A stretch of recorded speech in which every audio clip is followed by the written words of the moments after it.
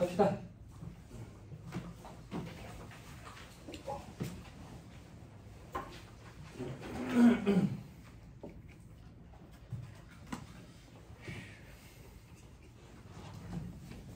문제 봅시다. 왜 또 뭔 일이 있습니까? 자, 동기부여를 좀 시킨데 너 포스트잇 쌓아놓고 먹을 수 있어. 합격하면 동기부여 되냐? 동기부여인데.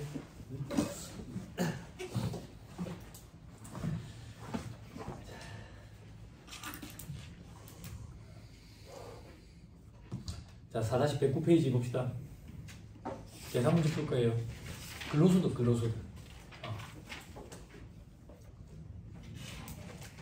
26번. 저는 말로 조질게요. 중소기업에 근무하는 영업사원인 거주자 갑. 일용근로자 안 합니다. 귀속 근로소득 내역이다. 비과세합계. 그리고 총급여액. 이런 게 개정된 것 때문에 힘들다고. 과거에는 근로소득으로 보지 않았는데 이제는 근로소득으로 보되 비과세인 것들. 그리고 오래 공부한다고 해서 합격 가능성이 높아지지 않는 이유가 이런 것 때문에. 자, 급여 4천만 원, 총급여에 들어가야죠. 그죠? 식사를 제공받고 별도로 받으실 때 이 어떻게 해야 돼? 식대는 다 전액 다 과세예요. 밥 제공받았대요. 됐죠? 잘 읽어야 돼. 말장난 같다고 해. 그 다음 괄호 3번에 발명진흥법에 따라 사용자로부터 받은 직무발명보상금 1,000만 원 내내 아무 관계 없고요. 그러면 300만 원은 총급여액이 들어가야 되고 700만 원이 비과세지. 됐죠? 자, 그 다음 왜 이래? 근데 과세를 드시는 혹시 점심시간이 좀 짧아? 점심시간 좀 짧아? 사람이 많아? 작게 먹어가지고. 아니, 와 과자를 드시는가 싶어서 밥을 잘 드시지. 점심시간 짧아? 작게 먹어가지고. 왜 작게 드시든 많이 드시지. 시간 때문에 저는 이제 못 드시는가 싶어서. 그런 건 아니에요. 저는 그냥 먹으니까 저도 먹고 싶어. 먹고 싶어. 너가 문제구만. 아직 간식도 웬만하면 좀 건강한 걸 좀 드세요.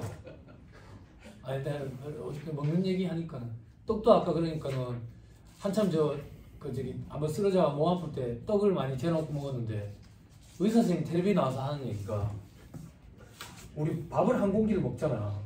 밥을 한 공기를 먹으면 목구멍에서 설탕 한 큰술로 바뀐다고 생각하면 된대요. 몸에 들어갈 때는. 그래서 하얀 쌀밥 먹지 말고 무조건 잡곡밥으로 먹으라고. 이 떡도 그렇잖아. 그래서 요즘에 조금 줄이고 있거든.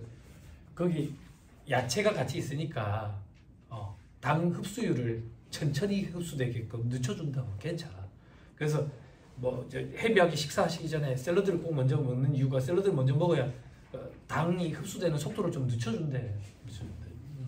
아무튼 저도 요즘에 식습관을 좀 많이 바꾸고 있는데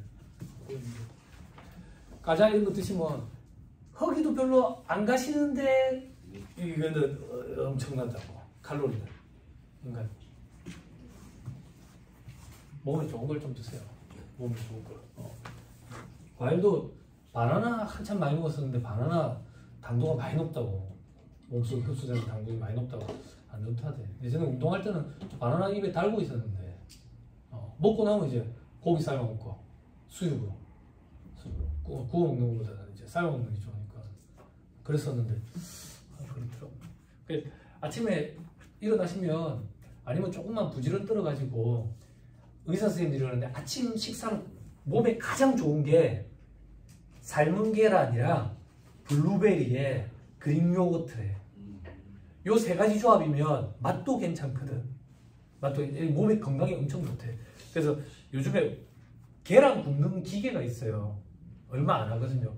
삶은 계란은 좀 그런데 구운 계란은 감기도 살짝 느껴지고 괜찮거든. 보관도 오래되고 살라면 비싸.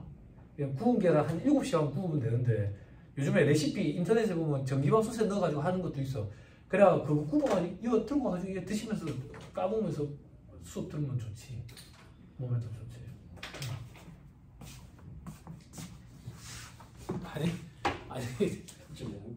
아니 안 드시다가 왜 최근 들어가 이렇게 과자를 많이 드시는가 싶어가지고 몸이 많이 힘드신가 싶었었네요. 그래서 점심시간이 짧은 건가 싶기도 하고. 네.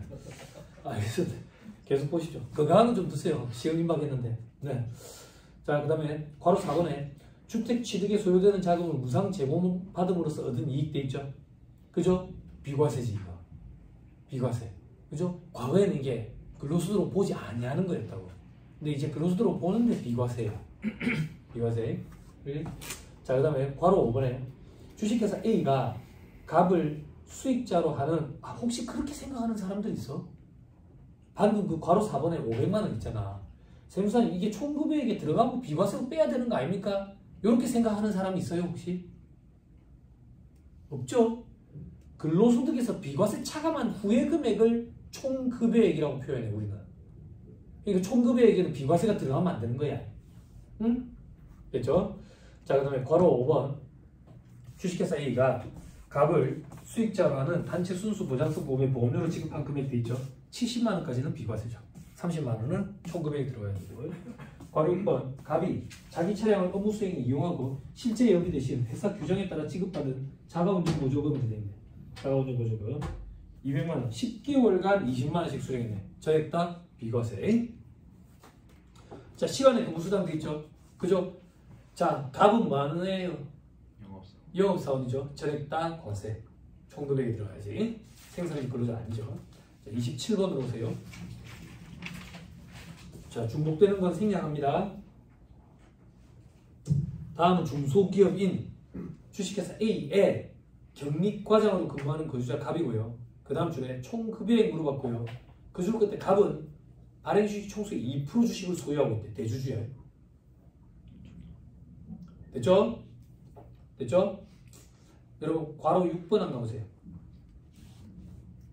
발명진흥법에 따라 주식회사 A로부터 받은 직무발명보상금 800만 원 700만 원까지는 비과세죠. 그죠? 근데 특수관계가 있어서 비과세 되는 거 없어. 800만 원 전액 다 과세돼. 여기까지 됐어요? 하나 더 개정된 거 괄호 7번 종업원 할인금액 300대 있죠?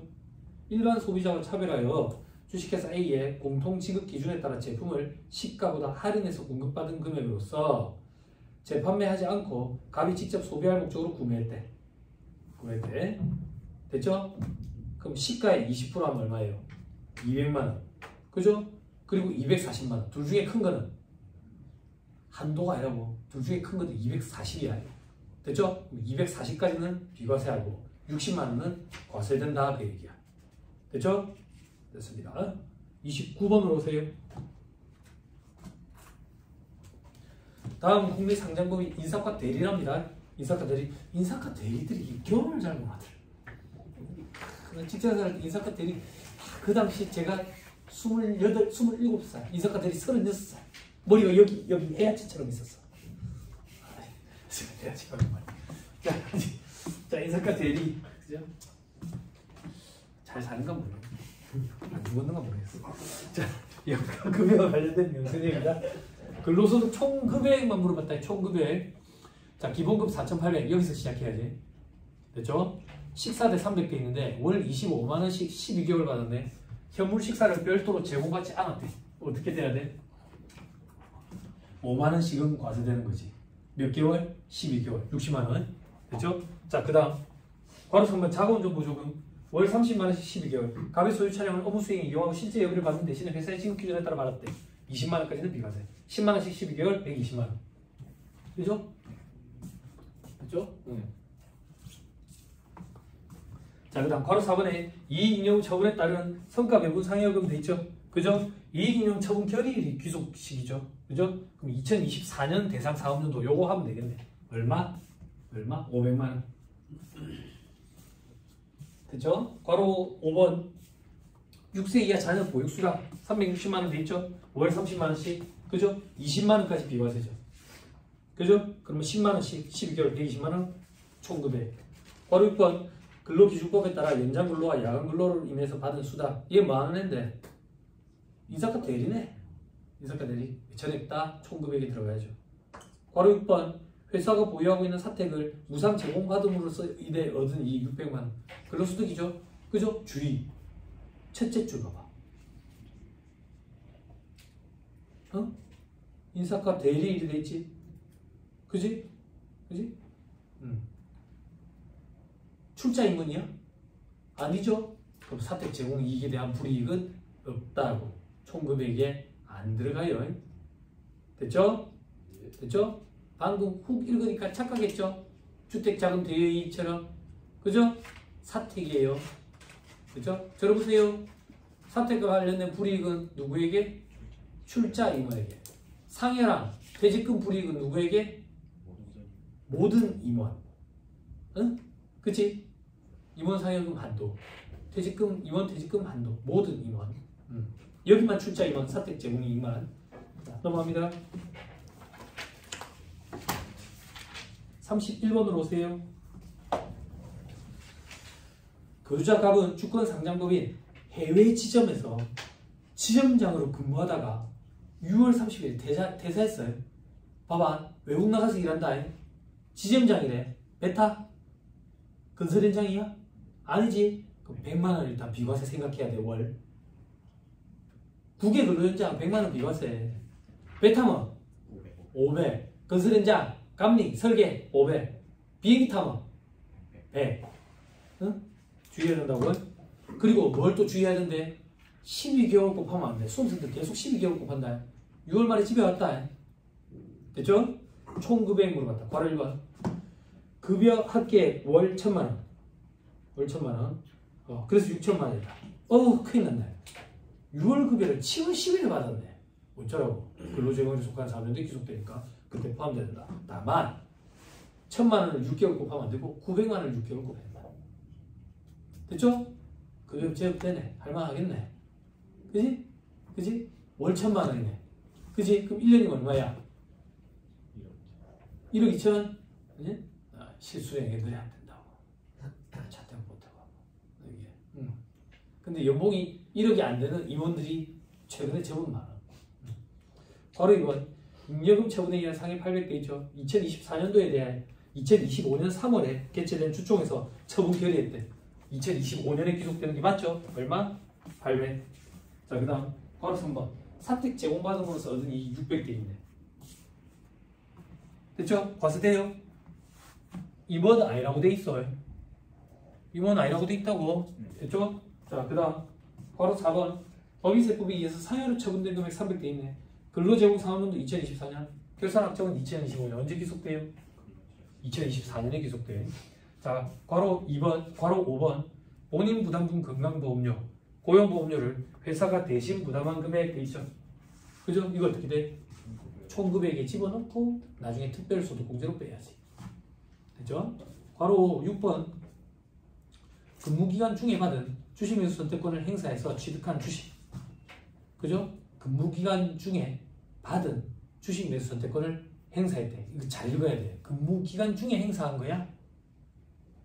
아니, 여러분 좀 읽어보세요. 근무기간 중에 행사한 거냐고. 아니라고. 근무기간 중에 행사했으면 전액 다 근로소득이야. 언제 행사했는지 따져야 된다고. 천주 반은 5월에 행사했고, 아니네, 반이 아니네. 천주는 5월에 행사했고 500주는 10월에 행사했어. 10월에 행사한 건 퇴사 후에 행사했어. 그럼 얘는 기타 소득이야. 천주만 근로소득이야. 그럼 근로소득 얼마인지 계산해봐봐. 한 주당 얼마가 근로소득이에요?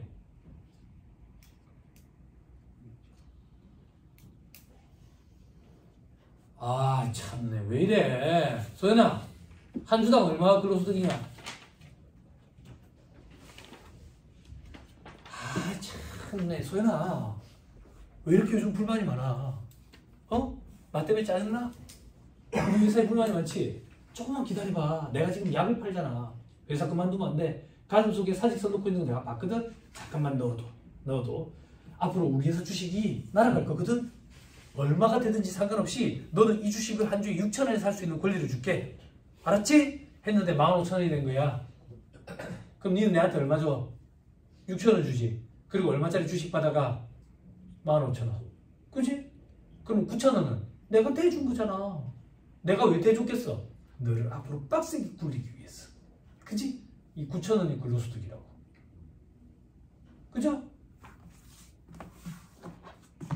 주가, 행사가. 응? 공부했죠? 콜옵션의 가치. 그죠? 자, 됐습니다. 넘어갑니다. 이때 32번은 요것만 조금만 봐보세요, 여러분. 32번은 하나, 둘, 셋, 넷, 다섯 번째 칸 연구보조비 있죠? 이 사람이 연구하는 사람이거든? 연구보조비에서 20만원 빼야 돼, 월별로. 그 밑에 칸에 유족보상금 봐봐. 죽어버렸어. 죽어버렸다고. 이거 과세하면 되겠어? 안 되지. 안 되지. 됐죠? 그 밑에 경조금 봐봐. 죽어버려야 경조사비 나왔다고. 경조사비.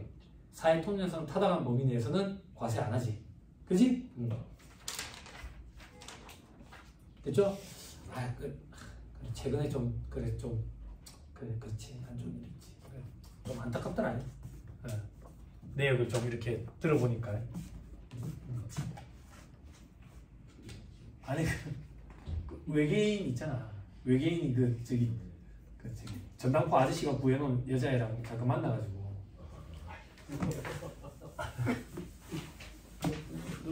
누군지 모르겠지.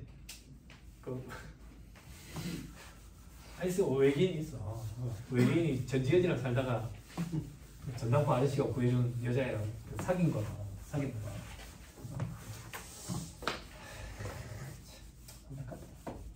이 우울증이 진짜 너무 무섭다. 진짜. 우울증은 자꾸 힘내 이렇게 얘기하면 안 된다고. 이게 스스로 안 되는 게 우울증이라고 표현을 하는 거거든. 주변 사람들이 도와줘야 되는데.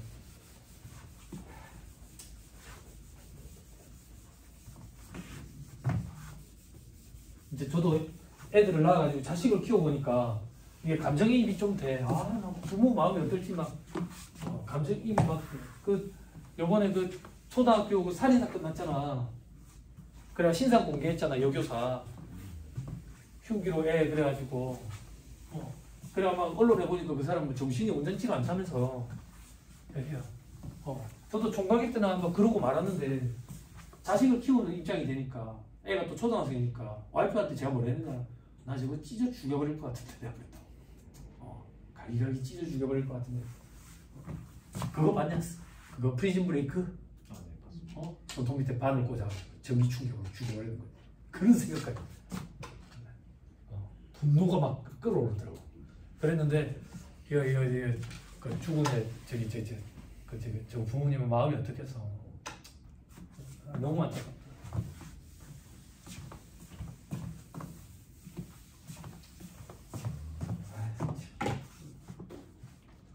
돈이 참 무섭다. 집에 이름도 아니고 7억이. 자, 4-114페이지 보세요.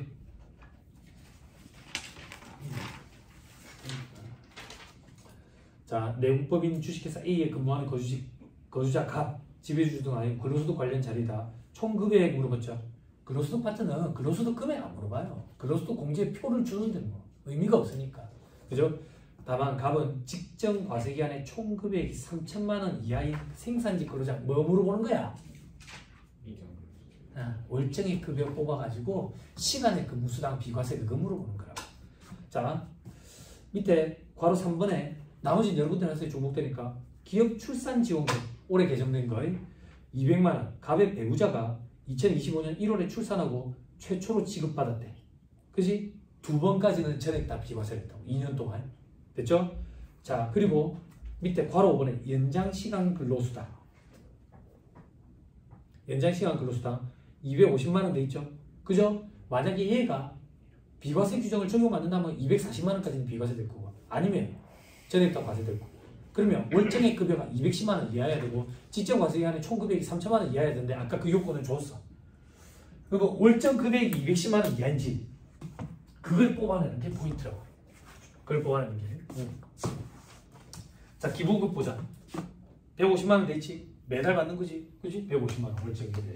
밑에 상여, 연사회, 부정기적이네. 안 들어가지? 기업 출산 지원금 한 번 받았다네. 부정기적이지. 밑에 보육수당 봐봐. 월 15만 원씩 받았네. 그지? 들어가지. 월 들어간다. 15만 원씩. 됐죠? 매월 받는 거예요. 정기적인 거. 연장시간 근로수당은 배제하고 고려해야지. 작업복 30만 원. 이거는 비과세되는 12변상적 성질의 급여였지. 배제. 그리고 식사대 월 20만 원씩 12회 식사 제공은 없다네. 그지? 그러면 전액 다 비과세지. 그렇지만 여기서는 차감하면 안 된다고. 차감하면 안 되니까 반대로 얘기하면 더 해야지. 됐어요? 됐죠? 됐어요? 안 됐어요? 됐습니다. 됐어요? 칠판 조금만 봐보세요. 만약에 이 식대 20만 원이 과세가 되면 어떻게 돼? 상관없어. 들어가야 돼. 들어가야 돼. 됐죠? 자, 그 다음 차량 보조금 월 20만 원씩 12회. 차량은 출퇴근용으로 쓴대. 이야, 진짜. 그지? 좋네. 20만 원 더 해야지. 요거는 비과세도 아니야. 비과세도 아니야. 자, 그 다음 어디까지 했죠? 괄호 9번 사기보험료. 단체 사기보험료도 있죠. 60만 원, 월 5만 원씩 해가지고 회사가 부담한 보장성 보험이래. 그지? 이건 어떻게 해야 됩니까? 70만 원까지는 비과세를 했잖아. 그죠? 연 70만 원까지는 비과세를 했잖아. 그죠? 근데 매달 받으니까 들어가야지. 5만 원. 됐죠? 자, 그 다음에 국민연금 봐봐. 국민연금 보니까 120만 원이 돼 있죠. 120만 원. 회사가 부담한 국민연금 부담금 연간 총액이다. 연간 총액. 그죠? 됐죠? 종업원 부담금 월 5만 원과 회사 부담금 월 5만 원의 12개월분이야. 종업원 부담분은 어떻게 돼야 돼?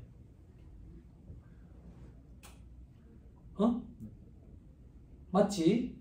그런데 회사가 부담해. 지금 뭐라고 얘기해 지금? 종업원이 부담해야 될 것까지 회사가 지금 부담해줬지. 그럼 종업원 부담분은 총급액에 들어가고 나중에 연금 보험료 공제로 차감되겠지. 네. 건강보험처럼. 됐죠? 그리고 매달 받았지. 그죠? 들어간다고. 됐죠? 얼마야?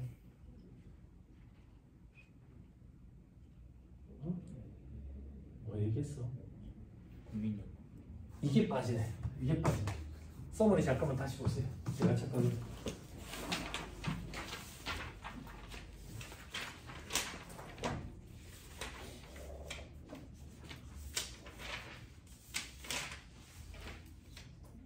응.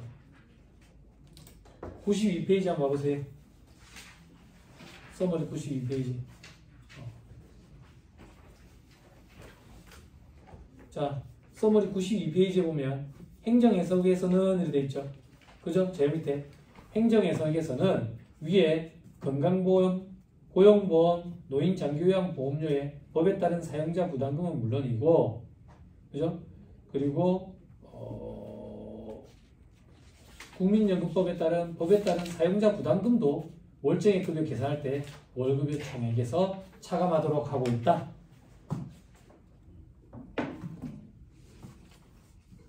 됐나요? 됐어요?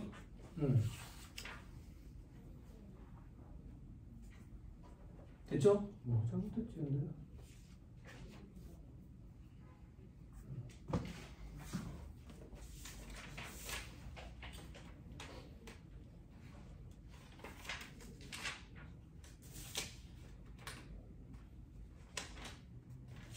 여러분 답이 잘못됐네.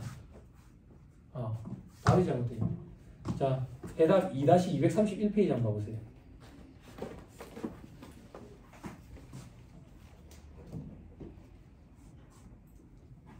해답 2-231페이지 폈어요? 해답 없어? 그러니까 말로 조금만 들어요.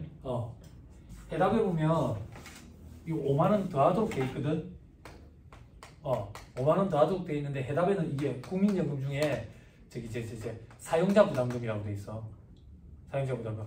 이게 아니라 요거는 저거 자제양 줄게. 자제양 이거를 돼야 돼. 됐죠? 됐죠? 봉환아, 넌 해답 있냐? 네, 있습니다. 찾았어. 어디 얘기하는지?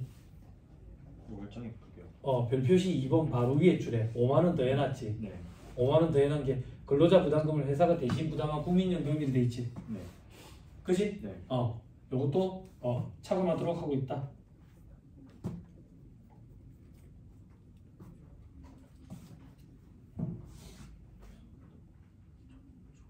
죄송합니다. 제가 착각했다. 말을 잘못했다.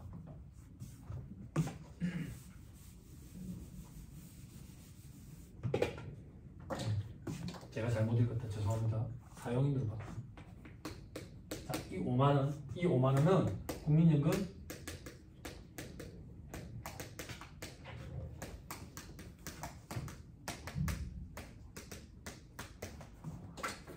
사용자 부담분이 아니다.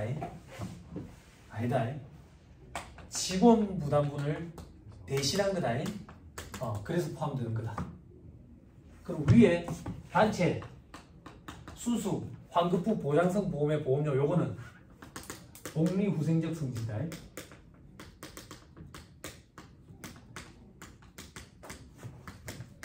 급여라서 차감한다. 차감하기 때문에 여기에 안 더했고 요것만 더했다. 다시 정리해줄게. 방금 우리 단체 순수 환급부 보장성 보험의 보험료로 월 5만원씩 12개월 몇 개월이야? 12개월 지급했지. 그지? 요거는 월정액 급여 계산할 때 안 들어가는 이유가 복리후생적 성질의 급여에 들어가기 때문에 안 들어간다. 그리고 국민연금 사용자 부담분도 복리후생적 성질의 급여랑 마찬가지로 월정액 급여 계산할 때 안 들어간다. 안 들어가는데 해답의 이 5만 원은 사용인 부담금, 직원 부담금인데 회사가 대신 내준 거. 그거다. 조금만 더 해줄게. 그럼 문제 4-114페이지에 괄호 9번 단체 상해 보험료 월 5만 원 있죠? 그죠? 옆에다가 써. 월정액 급여 계산 시 포함 X. 포함 안 된다. 됐어요? 네. 옆에 이유는 복리후생적 성질의 급여. 비과세되는 복리후생적 성질의 급여. 계속 더 쓰세요. 밑에 괄호 10번에 국민연금 부담금 120만 원 찾았죠? 문제 지금. 그죠? 그 옆에 따라가세요. 회사가 부담한 국민연금 부담금 연간 총액이며 종업원 부담금 월 5만 원 돼 있죠? 그죠? 요것도 지금 회사가 대신 대줬거든? 그거 밑에다가 쓰세요. 월정액 급여 계산 시 포함. 월정액 급여 계산 시 포함. 됐어요? 썼어? 네. 자, 그 옆에 마저 씁시다. 좀 번거롭더라도. 회사 부담금 월 5만 원 있죠? 그죠? 그건 밑에다가 쓰세요. 월정액 급여 계산 시 포함 X. 포함하지 않는다. 월정액 급여 계산 시 포함하지 않는다. 옆에다가 이유는 비과세되는 법에 따른 사용자 부담금. 비과세되는 법에 따른 사용자 부담금. 썼어요? 네. 세 개 다 5만 원이라고 헷갈리겠다.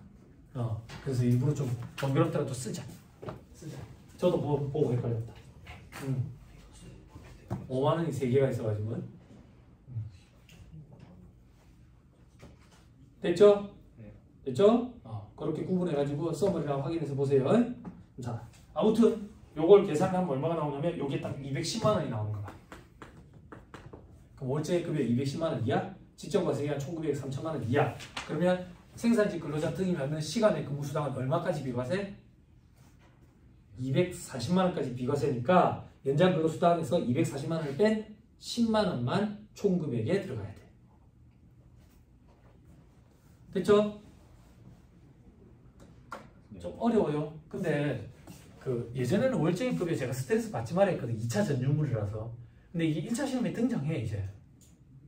등장해서 어쩌겠어. 이거 좀 준비해서 들어가야 돼. 물론 준비해서 들어가더라도 수험생들이 이게 나오면 다른 것부터 풀거든.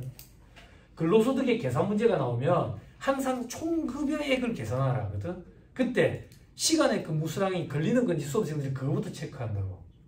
생산직 근로자 등이네? 이러면 다른 것부터 풀거든. 아무튼 간에 여러분들도 준비는 해가시되 조금 뒤로 미루시려면 뒤로 미루시고. 자, 하나만 더 풀어보자. 똑같은 거 37번으로 오세요.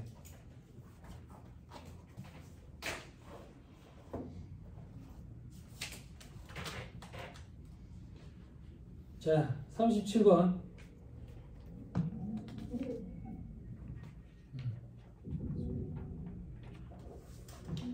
2025년 2월 1일 체크. 생애 최초로 입사한 거주자가 생산직이다 또. 뭐하나? 네. 2025년 2월 1일 생애 최초 이 표현 왜 왔을까? 직접 과세한 총급액 없다고. 그럼 그 기준은 따질 필요 없는 거야. 그래서 준 거야. 2월분 급여 중 참네. 비과세 되는 것만 또 계산해 본다. 방향이 반대다. 머리 잘 써야 된다. 자, 급여, 상여, 자가운전 보조금 한번 보자. 갑수의 차량은 업무 수행이 이용하고 시내 출장 등의 소요된 실제 예비를 받는 대신에 그 소요 경비를 사유에 의한 지급 기준에 따라 받는 금액이네. 그지? 얼마까지 비과세예요? 20만 원까지. 그럼 반대로 5만 원은 과세될 거예요. 그렇죠? 자, 식사대. 회사는 무상으로 중식을 제공한대. 그러면 이 식사대 20만 원은 전액 다 과세될 거예요. 됐죠? 자, 그 다음에 자녀보육수당 3세, 5세 상관없이 20만 원만 비과세예요. 됐죠? 자, 연장 근무수당. 그죠? 자, 이거 어떻게 되냐? 그러면 월정액 급여 또 계산해야죠. 월정액 급여 계산해보자. 매달 받는 급여 160만 원. 상여는 부정기적이라네. 자가운전 보조금 봐봐. 자가운전 보조금은 비과세되는 실비변상적 성질의 급여이기 때문에 월정액 급여 계산할 때 차감하거든. 그런데 봐봐. 자가운전 보조금 25만 원을 줬거든. 이 중에서 비과세되는 실비변상적 성질의 급여는 20만 원이라고. 그러면 결론적으로 5만 원은 들어가야 돼. 무슨 말인지 이해했어요? 네. 돼요? 이렇게 해줄까? 25만 원인데 그 중에서 비과세되는 걸 차감하라니까 20만 원을 빼야 돼. 돼요? 됐죠? 자, 그래서 식사대는 과세가 되든 안 되든 들어가요. 됐죠? 자, 그리고 자녀보육수당도 있죠? 자녀보육수당요? 들어가야죠. 그죠? 비과세 되지만 들어간다고. 그죠? 그러면 205만 원이 되거든. 205만 원? 그럼 수험생들이 그럼 얼마까지 비과세입니까? 연장 근무수당이 지금 얼마라고 돼 있어요? 25. 전에 다 비과세요. 언제까지요? 매달 이렇게 비과세 하다가 240만 원이 될 때까지. 왜? 월 20만 원과 연 240원 이렇게 다른 거야. 하나만 더 보고 갈게요, 여러분. 36번에 괄호 6번 한번 봐봐. 자녀보육수당 360만 원 되죠. 5세 자녀 보육과 관련된 수당이네. 얼마까지 비과세예요? 20만 원. 그럼 원래 얼마 과세예요? 다시 얘기할게요. 얼마까지 비과세예요? 그럼 얼마가 과세되는 거예요? 10만 원 과세되는 거죠. 칠판. 만약에 월정액 급여를 계산하면 어떻게 되는데? 30만 원이 들어가는 거야. 그지? 됐죠? 아유, 잘 잡아야 돼. 헷갈리지? 자녀보육수당까지 건드려가지고. 예전에 월정액 급여 건드릴 때 식대만 주의하면 됐거든. 네. 이걸 건드리니까 좀 헷갈리기 시작한다. 실무적으로 일할 때는 다 식대 없어요. 걱정 안 해도 돼. 자, 지금 그 다음부터는 이제 연금소득이거든. 서머리에 연금소득이랑 기타소득 읽고 함께 합시다. 자, 내려봐봐. 연금소득 못하겠지? 포기하면 안 돼. 실제 시험에서 사적연금 계산 문제 거의 안 나와. 공적연금은 가끔이지만 계산 문제 등장하는데 공적연금은 껌이잖아. 계산 문제. 근데 사적연금을 버리면 안 되는 이유가 말 문제 보기 때문에. 말 문제 보기 때문에. 그렇죠?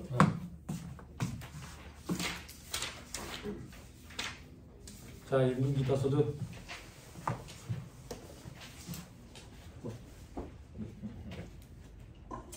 자, 수령연도 과세 방식 채택하고 있다. 그죠? 넘어갑니다. 다음 페이지. 공적연금은 납입액 전액을 납입연도의 연금보험료 공제로 공제를 받고 나중에 수령할 때 연금 형태로 받으면 연금소득, 연금 외의 형태로 받으면 한 번에 받으면 원래 퇴직금이니까 퇴직소득. 그 밑에 사적연금, 이연 퇴직소득 원래 퇴직금이지. 그지? 그 납입할 때 소득공제, 세액공제 이런 거 없고 나중에 수령할 때 연금 형태로 받으면 연금소득, 한목에 받으면 원래 퇴직금이니까 퇴직소득. 그리고 그거 말고 자기가 연금저축계좌에 불입한 금액, 그죠? 자기 납입액 중에 세액공제를 받았대. 세액공제를 받았대. 어떤 명목으로 세액공제 받아? 연금계좌 세액공제라는 명목으로 받겠지. 그지? 그 연금 형태로 받으면 연금소득이고 연금 외의 형태로 받으면 기타소득으로 과세하지. 그리고 이걸 불려가지고 수익이 발생하면 이 수익은 연금 형태로 받으면 연금소득, 연금 외의 형태로 받으면 기타소득으로 과세되지. 다음 페이지. 연금소득의 범위. 공적연금에 국민연금 요것만 기억하면 되고 사적연금은 연금 형태 등으로 인출하는 경우에 그 연금을 연금소득으로 한다. 이게 무슨 말인데 인출을 했는데 연금 외의 형태 등으로 인출하는 경우도 있거든. 그럼 연금 형태로 인출하는 경우에만 연금소득, 연금 외의 형태로 인출하면 퇴직소득 아니면 기타소득이라고. 됐죠? 됐죠? 넘어갑니다. 다음 페이지. 연금계좌, 연금저축계좌, 퇴직연금계좌 그런 게 있네. 다음 페이지. 대부상황에 연금계좌 납입요건 이런 건 필요 없다. 그 다음 페이지 박스 3번. 연금 형태 등으로 인출하는 경우 이게 뭐냐? 괄호 1번. 의료 목적이나 천재지변, 그 밖에 부득이한 사유 등 법에 정하는 요건을 갖춰서 인출하면 연금 형태로 인출하는 걸로 봐. 만약에 그런 게 아니면 괄호 2번. 요건을 모두 갖춰야 돼. 55세 이후 연금 수령 개시를 신청하는 인출해야 되고 그 연금계좌 가입일부터 5년이 지난 후부터 인출해야 된다. 다만 이연퇴직소득 퇴직금은 그런 요건 안 갖춰도 된다. 원래 퇴직금이니까. 그치? 명목 자체가. 그리고 바로 3번에 과세기간 개시일 현재를 기준으로 계산한 다음에 연금 수령 한도 이내에서 인출해야 된다. 연금 수령 한도는 어떻게 되는데 밑에 분모에 11 마이너스 연금 수령 연차. 올해가 1년 차면 11 마이너스 1 하면 10이네. 위에는 연금계좌 평가액. 최소 연금계좌 평가액을 10번에 나눠가지고 받아라 그 얘기지. 근데 매년 달리 받을 수 있으니까 한도는 1.2배까지는 인정해줄게 그 얘기라고. 근데 밑에 별표식 2번에 동그라미 1번에 2013년 3월 1일 이전에 가입한 연금계좌는 연금 수령 연차가 6부터 시작한다고. 그럼 부모 산식이 11-6이니까 그 경우에는 최소 5번 정도는 나눠서 받아라 그 얘기야. 됐죠? 요걸 조금 주의해야지. 그죠? 그래서 이렇게 한도 내에서 인출하면 연금 형태로 인출한 걸로 보고 인출을 해가지고 연금 수령 한도를 초과해가지고 인출한 거는 연금 외의 형태로 인출한 걸로 본다. 이거지. 그지? 요거 기억나요? 이거 좀 더. 풀어줄 거니까.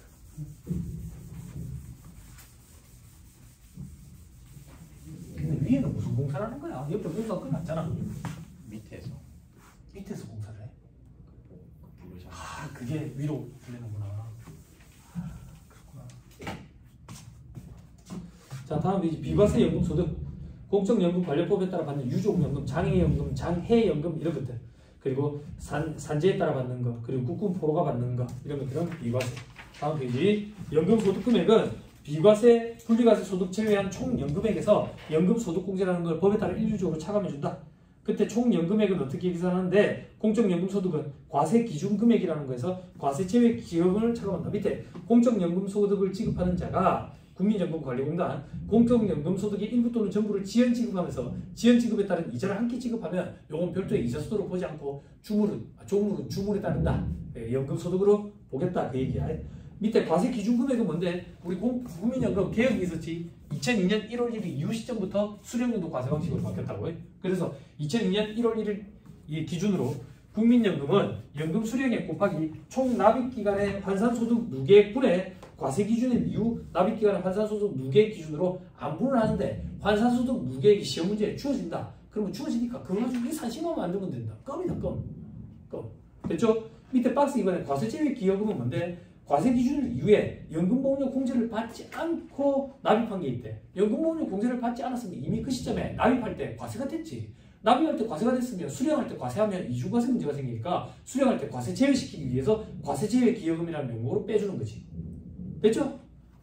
다음 페이지. 사적연금소득. 사적연금소득 연금계좌 인출순서 이 책에 저자가 그냥 이렇게 만들었지, 그림을. 그지? 그래서 A가 뭔데? 자기가 연금저축 계좌에다가 불입한 금액 중에 연금계좌 세액공제 못 받은 거, 못 받았다는 얘기는 이미 과세가 됐지. 그럼 수령할 때 과세 안 되겠지. B는 뭔데? 이연퇴직소득. 퇴직금 뒤로 밀어가지고 연금 형태로 받으려고. C는 뭔데? 납입할 때 세액공제 받은 거, 연금계좌 세액공제 받은 거, 그리고 운용수입. 그래서 인출할 때는 A, B, C 순으로 인출이 되고, 연금 수령 시, 이거는 뭐냐면 연금 수령 한도 내의 금액. 그걸 초과한 금액은 연금 외의 수령. 그래서 A는 과세 제외되고, B는 연금 수령하면 연금소득. 대신에 무조건 분리과세. 무조건 분리과세. 연금 외로 수령하면 퇴직소득으로 과세돼. 왜? 이연퇴직소득이니까. 퇴직금이니까.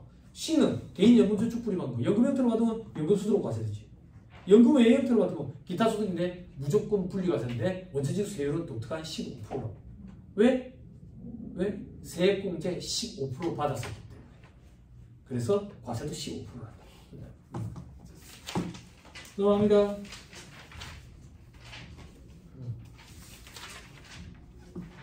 자, 별표시 1. 인출한 금액이 연금 수령 한도 초과할 때는 연금 수령분이 먼저 인출되고 그 다음 연금 외 수령분이 인출되는 것으로 순서를 정한다. 됐죠? 넘어갑니다. 2-114페이지.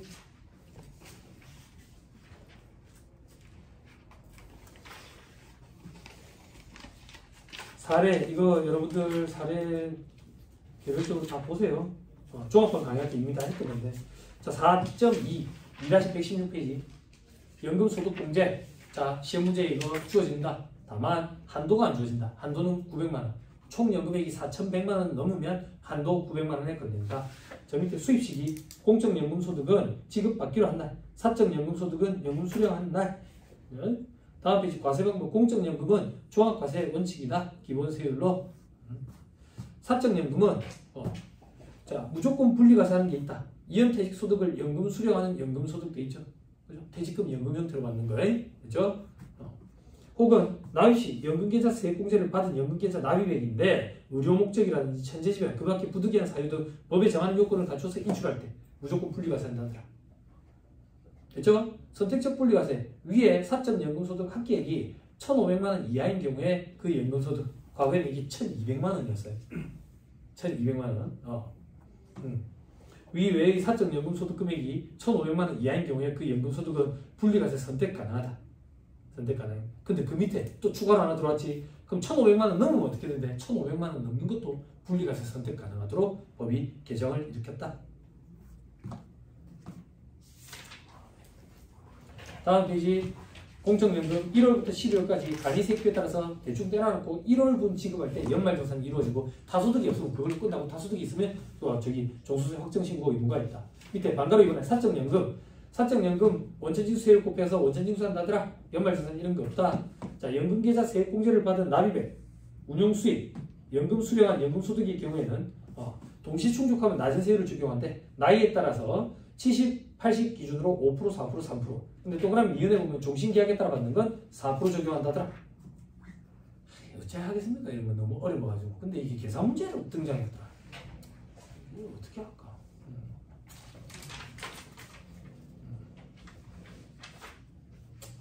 자, 아무튼 그렇습니다. 밑에 동그라미 이번에 이연퇴직소득을 연금 수령한대. 이연퇴직소득은 뭔데? 이연퇴직소득 퇴직금 연금 형태로 받는 거지. 그지? 그러면 원천징수할 때 혜택을 줘야지. 왜? 퇴직금으로 몰빵해서 받아가면 그걸로 장사하다가 망해가지고 사회 문제가 생기잖아. 그래서 조금 국가 입장에서는 천천히 밀어서 주고 싶은 거지. 그래서 뭐 연금 형태로 받아가라라고 권장을 할 수 있도록 스틱인 캐럿을 줘야 될 거 아니야. 그 캐럿이 뭔데? 한 번에 일시금으로 퇴직금으로 받아갔을 때 원천징수 세율에 연금 형태로 받게가 되면 70%를 적용하겠대. 혹은 60%를. 훨씬 더 혜택을 주는 거지. 그럼 이제 연금 형태로 받아가 볼까? 라고 생각을 하겠지. 됐죠? 나머지 볼 필요 없어요. 자, 기타 소득 갑니다. 기타 소득은 이자, 매당, 사업, 근로, 연금, 퇴직, 양도소득, 외의소득이 기타 소득이 아니라 외의소득으로서 기타 소득으로 열거된 거. 타소득에도 해당하면 타소득이 앞서. 됐죠? 자, 어떤 것들이 있는데 과학권은 각종 무체재산권에 양도되어야 될까? 그리고 저작자, 외의자가 이걸 양도 사용하는 될까? 그죠? 영화, 필름, 라디오, 텔레비전, 방송용 필름 뭐 이런 것들 물품의 장소의 일시적 대여 될까? 물품 장소의 사업적 대여 소득은 사업소득이다. 다만 전자상거래 등의 보호에 관한 법률에 따라 통신법매 중개를 하는 자를 통해서 연간 수익금이 500만 원 이하인 경우에 기타 소득으로 과표 신고, 기타 소득으로 원천 징수하면 기타 소득으로 봐준대지. 그죠? 앞에서 했었다. 지역권 지상권에 설정 대여 소득은 부동산 임대업 사업 소득인데 공익 사업과 관련된 지역권 지상권에 설정 대여 대가는 기타 소득. 조당, 점당, 계량, 양도가액 6천만 원 이상이 법에 정한 서화 꼴통품의 양도소득. 됐죠? 기타 소득. 다만 원작자가 살아있으면 안 된다. 됐죠? 자, 저 밑에 7번의 가상자산 이건 2027년 오지 않을 거야. 자, 다음 페이지. 소득 구분 시 주의해야 할 소득도 있죠. 위약금, 배상금, 그죠? 이런 것들은 과세 제외예요. 다만 재산권에 관한 계약의 해약이나 위약으로 인한 위약금, 배상금은 기타 소득 과세. 소기업 소상공인 공제부문에서 발생하는 소득, 이자소득, 퇴직소득, 기타소득 요건에 따라서 조금씩 달라졌었지.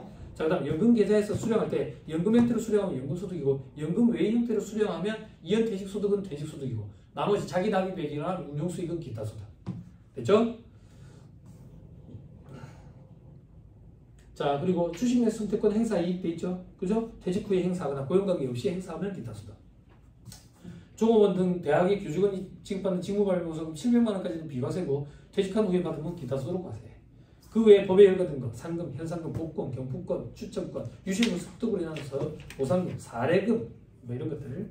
그리고 노조관계 조정법을 위반해서 노조조합자가 받는 노조 전임자가 받는 근로소득, 그거 기타소득으로 과세되지. 송금불상이 빼고, 그죠? 기타소득. 그리고 종교인 소득. 저 밑에 박스 1번에 별표식 1번. 그 위에 읽어보자. 광업권, 어권, 양식어권, 산업재산권, 산업정보, 산업성 비밀, 상표권, 영업권, 점포, 임차권 이런 것들 양도 대여를 한 소득, 기타 소득. 밑에 영업권 양도 대가, 사업에 사용하는 토지, 건물, 부동산에 관한 권리와 함께 양도하는 영업권은 같이 양도소득세 계산 대상에 들어가 버린다.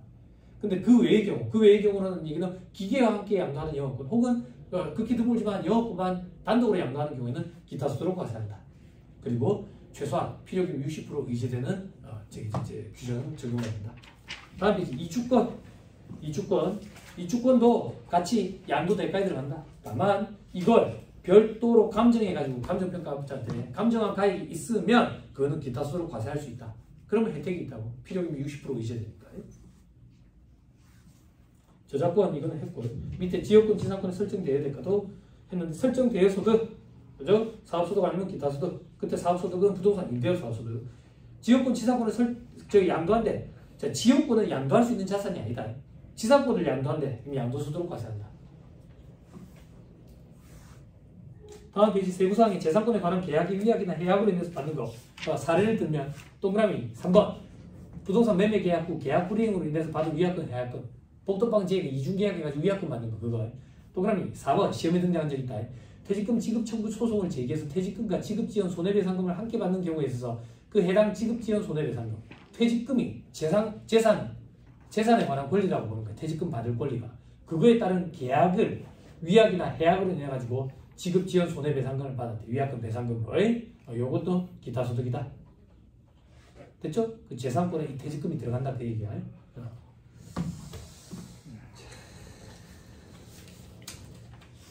밑에 사례금도 있는데 사례금은 2차 시험 타세요. 사례금은 굉장히 어려워요. 감사함에 대한 대가로 지급하는 건데 이 범위를 어디까지 보는 거에 따라 가지고 세법학에서 공부하게 될 거예요. 자, 비과세되는 기타소득, 국가 유공자들 받는 거예요. 그리고 북한 이탈 주민들 받는 거예요. 정착금, 보로금, 세터민들. 그리고 국가보안법에 따른 상금과 보로금, 간첩 잡는 이런 거예요. 상업법에 따른 훈장과 관련해서 받는 부상, 국가나 지자체로부터 받는 상금과 부상 이런 것들을 비과세한다. 넘어가기. 종업원, 대학 교직원이 직무발명보상금 700만 원까지. 근데 근로소득, 기타소득 합쳐가지고 700만 원까지 비과세. 동그라미 5번에 포로가 받는 위로지원금. 동그라미 6, 7번에 문화재, 서화골동품 이런 거를 국가 또는 박물관, 미술관에 양도한대. 그리고 동그라미 8번에 종교인 소득. 다음 페이지. 기타소득 금액은 기타소득에서 필요금이 차감하는데 비과세 분리과세 소득은 제외한 금액.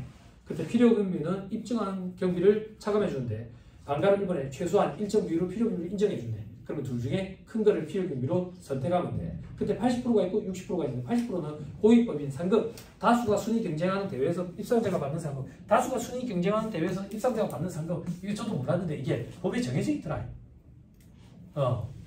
법에. 저는 이제 슈퍼스타, 이렇게 뭐 원회장 이런 거 다 되는 줄 알았거든. 아니더라. 그런 게 아니더라. 자, 주택입주지체 상금, 상가입주지체 상금도 안 돼. 그리고 밑에 나머지는 60% 지역권 지사건에 설정되어야 될까 공익사업과 관련된 거, 그리고 고용관계 없이 받는 강연료 해설 계몽 연기 심사 등의 대가, 사자들이 받는 전문적 지식을 활용해서 받는 대가, 또 그다음에 이번에 일시적인 문예창작소득, 강원권 등 각종 문체사건에 양도되어야 될까, 통신판매 중개를 하는 자를 통해 가지고 500만 원까지 그거에. 자, 소화골동품의 양도소득 1억 원 이하인 경우는 90%, 1억 원 초과할 때는 80%인데 보유기간 10년 이상이었으면 또 90%. 됐죠? 입니다. 물론 서가골동품 원작자가 살아있으면 안 되고 조당전과 개당 양도가 6천만 원 넘어야 돼. 그렇죠? 자, 그리고 됐어요. 저 밑에 반가로 3번 기타 필요경비 인정해. 승마투표권, 복권 이런 거 방금 넣은 돈. 복권은 방금 그 복권을 사기 위한 거. 내가 20년 동안 복권을 하고 있었어. 그거 인정해 주는 게 아니다. 방금 복권 살 때 1,000원 냈다. 그거. 슬롯머신 파친코 이거 방금 얼마 넣었는데 그거. 자, 다음 페이지. 과세 최저한. 과세 최저한. 승마투표권 이런 것들, 사행성 있는 것들 있죠. 이런 것들은 본면에 표시된 금액이 합계액이 10만 원 이하이고, 그리고 동그라미 니은에 100배 이하이면서 환급금 200만 원 이하면 과세 최저한이면서 과세를 안 한대. 근데 우리 이런 거 알지 못한다 했지. 그래서 우리 그냥 어떻게 하기로 해서 그냥 200만 원 하게 하기로 했지. 200만 원 안 되면 그냥 과세 최저한에 걸리겠지. 출제 교수님이 과세 최저한에 걸리는 걸 묻기 위해서 200만 원 안 되게 출제하신 거야. 사람이지라. 출제하는 사람들 생각이 다 비슷하더라. 또 그럼 이번에 슬롯머신 복권 당첨금 요것도 우리 그냥 200만 원 요거만 기억하기로 했지. 200만 원 안 되면 과세 안 한다. 그렇죠? 그 밑에 가상자산 소득, 가상자산 어떻게 하냐? 자꾸 떨어진다며. 그럼 막 그 채굴인가 그거 해? 안 해? 그런 건 안 해? 또 그러면 4번 위의 기타 소득 금액. 소득 금액이 5만 원 이하인 경우에 과세 최저한에 걸린다. 그러니까 필요금액까지 차감한 후의 금액이 5만 원 이하다. 됐죠? 넘어갑니다. 수입 시기 현금주의가 원칙이라 했다. 됐죠? 넘어갑니다. 과세 방법에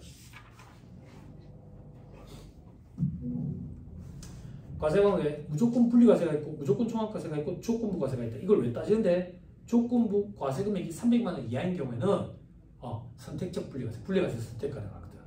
그럼 무조건 분리과세는 뭔데? 연금 계좌에서 연금 외로 수령했대. 기타 소득이래.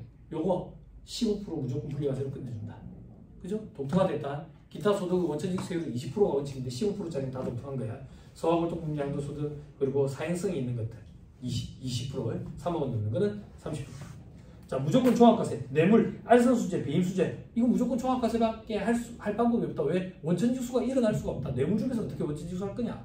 됐지? 그리고 또 그러면 1번 계약의 위약금으로 인한 위약금 배상금 중 계약금이 위약금으로 대체되는 금액. 계약금이 위약금으로 대체되는데 원천징수를 어떻게 해? 원천징수 못하지. 그러니까 이것도 무조건 종합과세였었는데 조건부 과세로 개정이 일어났다.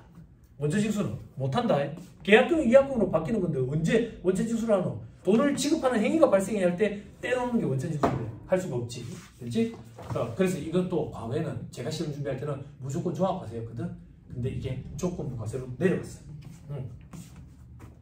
그리고 소기업 소상공인 공제부금 해지 일시금 이것도 좀 독특하게 15% 원천징수세율. 나머지는 원칙적인 20% 원천징수세율을 적용을 한다. 됐죠? 저 밑에 경우 1 조건부 과세금액, 즉 계약금, 위약금 대체된 금액도 고려해야 돼.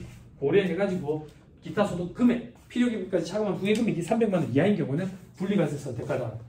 넘으면 종합과세 해야지.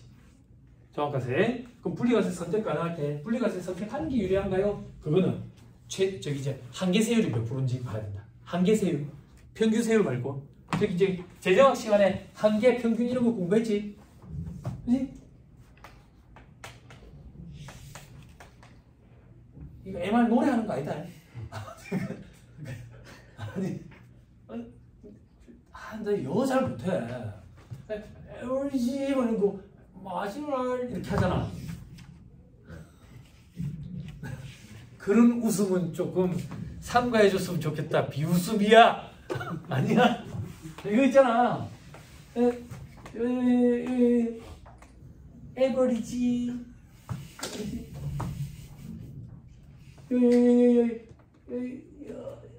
이 접선의 기울기 마지널 이런 거 있잖아. 맞죠.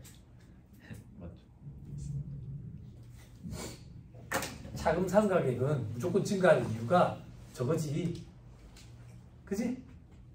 그지? 자금 상가격 참. 갑자기 재무회계로 갔다 또 절대값을 씌우니까 기울기에. 그냥 한계수요. 마지널. 원체질 수율이 20%인데 얘 한계수율이 24%래. 그러면 저기 분리가세 선택하는 게 낫지. 근데 얘 한계수율이 15%래. 그럼 종합가세 선택하는 게 낫지. 그지? 그렇게까지 물어보면 2차 시험인데 1차 시험에서도 물어보더라 이제. 알겠어. 자꾸 너처럼 똑똑한 애들이 자꾸 시험 준비하니까 그래. 해마다 수험생들 수준이 상향평준화 돼가지고 똑똑해진 거야. 문제도 자꾸 어려져. 이제 재정학 끝났으니까 면접 재정학 재밌대죠. 추억 안 돋더나? 네? 아니 사다리꼴에 면적 이런 거 계산하잖아. 나 아직도 사다리꼴에 면적 이런 거 계산하잖아. 이런 거 하잖아. 그림 내가 반대로 그렸나? 조세기차 밑변 더하기 윗변 곱하기 높이 나누기 이런 거 하잖아. 윗변 더하기 윗변 곱하기 높이 하면 요 나누기 하면 사다리꼴의 면적 하잖아. 이제 이런 것도 했을 거 아니야. 2x 플러스 3y 5x 플러스 y 그건 17 21 실행 가능 영역 뭐 이런 거 그래가지고 그지? 네? 최적해를 계산하시오. 그때 이 최적해 y의 절대값을 계산하시오 이런 거 하잖아. 안 하잖아. 시험에 나와요.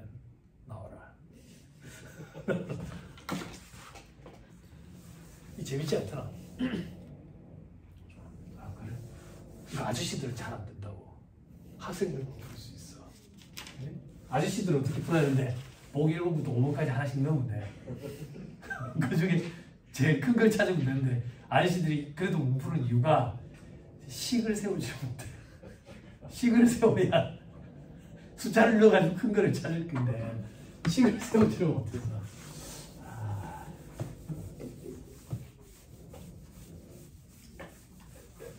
저는 문과 출신이야. 그래서 편미분 이런 거 처음에 나올 때 멘탈 나갔었는데 아무 필요 없어. 그런 거 몰라도 합격하는데 진짜 없거든. 재정형은 편미분 이런 거 나오잖아. 한쪽만 미분하는 거 편미분. 아니 네 그래요. 미분이 웬 말이야. 그지? 우리나라 애들 대단하다잖아. 외국에 나가면 놀란다잖아. 외국에서 미분 조건 대학 때 공부한대. 우리는 고삐리들이 다 하잖아. 네, 그렇대요. 네. 자, 그 정도 보시면 되고, 저 밑에 별표시 3번. 분리가세를 선택하는 경우에도 계약의 위약금으로 인한 위약금 배상금 중 계약금의 위약금 대체액 등은 확정징수를 해야 돼. 당연하지. 왜? 이건 원천징수가 된 적이 없잖아. 그러니까 요거는 확정징수 무조건 해야 돼. 그때 확정징수할 때 결정세액은 20%. 왜 이렇게 바꿔놨는지 저도 모르겠어요. 제가 시험 준비할 때는 이게 무조건 종합과세 대상이었거든. 근데 이제 조금 과세로 내려가고 있어요. 됐습니다. 그 정도 보시면 됩니다. 2-132페이지. 원천징수 세율 곱한다. 원천징수 제외 대상의 동그라미 1, 2 눈으로 확인하시고요. 자, 이제 추가할 거. 봉사료 수익 금액이 5%. 근데 원천징수 요건 보시면 동그라미 2번 구분 기재한 봉사료가 전체의 20%를 초과해야 돼. 그런 경우에 원천징수 문제가 생긴다. 그래서 여러분들 호텔, 커피숍 이런 데 가면 봉사료 20%라고 돼 있다. 20% 초과가 아니다. 20%를 초과해야 원천징수 문제가 생기기 때문에. 가는 데마다 봉사료는 다 20%다. 희한하다 어떻게. 똑같은 봉사를 해준다. 입천장 때릴까봐 커피를 엄청 많이 저어주는 거야. 그게 봉사료 20%야. 커피. 뜨거운지 꼭 마셔봐라. 호텔 커피 씹고 하면. 그지? 그 뜨거우면 입천장 때릴 것 같으면 봉사료 20% 주지 마. 농담이다. 블랙 컨슈머 된다. 선보러 가야 될 거 아니냐. 호텔 커피숍에. 호텔 커피숍 선보러 가는 게 아닌데. 자, 2-135페이지. 종교인 소득. 기타 소득이다. 그지? 근데 근로소득으로 원천징수 해가지고 근로소득 확정신고하면 연말정산하면 근로소득으로 봐주거든. 그래서 근로소득이랑 똑같다라고 생각하면 된다. 왜? 통도와 타지 말고 통도사의 큰 절에 있는 스님들, 큰 교회에 있는 그런 사람들 큰 조직에 있는 월급쟁이 직원이랑 똑같다라고 보고 하는 거다. 그래서 근로소득의 비과세 규정 중에 자기 자가운전 보조금이라든지 10대라든지 그리고 학자금 비과세 이런 규정 다 똑같다. 금액도 똑같다. 됐죠? 그 퇴직할 때 받아가는 퇴직금도 규정 다 똑같다. 됐죠? 저 밑에 보니까 비과세, 일층료, 수층료 이런 것도 다 똑같다. 됐지요? 됐습니다. 다 했네. 또 문제 한번 풀어봅시다. 조금 오버했나? 잠깐 끊었다 할까? 잠깐 끊었다 합시다.